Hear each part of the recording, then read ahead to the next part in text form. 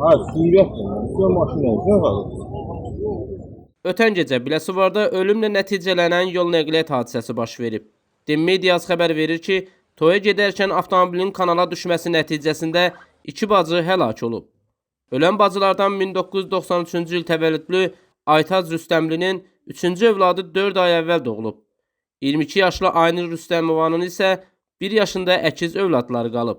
Oradan gəlir bu.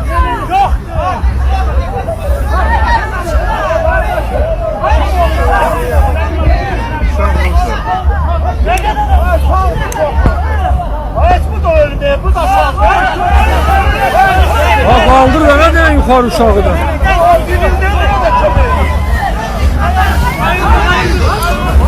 Ay dede.